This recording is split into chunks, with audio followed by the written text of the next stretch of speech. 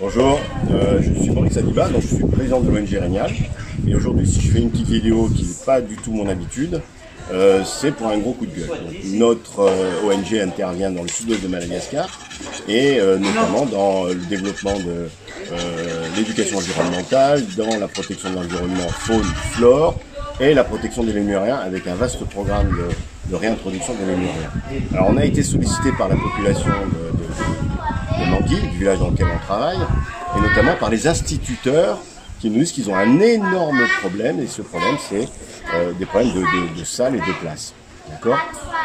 Alors, quand je suis venu pour regarder, déjà on regarde un autre bâtiment qui est lié à la destruction, ce bâtiment est lié à la destruction par une tempête tropicale Jasmine, mais quand on regarde un peu de plus près, il y a quand même des choses qui ne vont pas bien. Et notamment, si on regarde un peu sur le panneau, voilà, cette école a été appuyée par le fonds de l'UNICEF, l'Organisation mondiale internationale du travail, par le programme alimentaire de la PAM, à travers le financement du Royaume de Norvège. Alors moi j'aimerais bien qu'on m'explique quel a été ce financement. Ils se sont mis quand même à 4 pour financer cette école. Et quand on regarde de plus près, voilà ce qu'on voit. Donc une école avec du placo-plâtre. Si on regarde de plus près ici, on voit des montants en ferraille avec du placo-plâtre et une espèce de grillage en résine en plastoc, voilà, en plastique, regardez, voilà, et si on peut continuer, voilà le résultat qu'on obtient au fil du temps. Alors c'est un programme qui, d'après le panneau, a été réalisé entre 2012 et 2018, donc on peut estimer qu'il n'a pas duré plus de 9 ans. Alors regardez un petit peu, voilà, et on peut faire le tour, on peut continuer. Voilà, on peut continuer. Donc voilà le travail de l'UNICEF et compagnie, c'est-à-dire construire en pleine brousse des murs en carton-pâte, en carton-pâte, là tout ça tombe, avec 2 traverses en ferraille et dessus on colle des montants. Donc ça veut dire que concrètement cette école, elle n'a pas une durée de vie exceptionnelle, surtout dans les conditions dans lesquelles elle se situe. Voilà, donc c'est des murs qui servent pas à grand chose, qui sont totalement délabrés, totalement cassés, et on peut espérer qu'à un moment donné, heureusement qu'il y a les montants en ferraille, parce que sinon ça risque de tout dégringoler. Donc là il y a un énorme chantier à faire de reconstruction, c'est même plus de rénovation, là c'est de la reconstruction.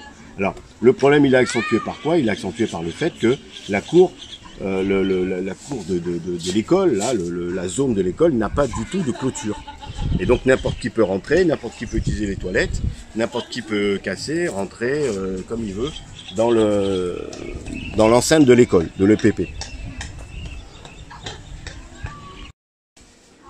Sur 687 enfants, du fait qu'il n'y ait que 3 salles de classe, eh bien, il y a des rotations qui s'opèrent et tous les enfants ne vont pas toute la journée à l'école. Dans cette salle de classe, par exemple, vous avez une 60aine d'enfants avec une institutrice. Et sollicité pourquoi? Pour la rénovation de ce bâtiment, d'accord, où il n'y a plus de toit. C'est-à-dire que la tempête tropicale Jasmine a complètement dévasté ces 2 salles de classe. Donc on va visiter quand même, d'accord. Donc vous avez ici une salle de classe où le toit n'existe plus, d'accord. Il n'y a plus de chaises, plus de tables. On peut aller voir l'autre salle.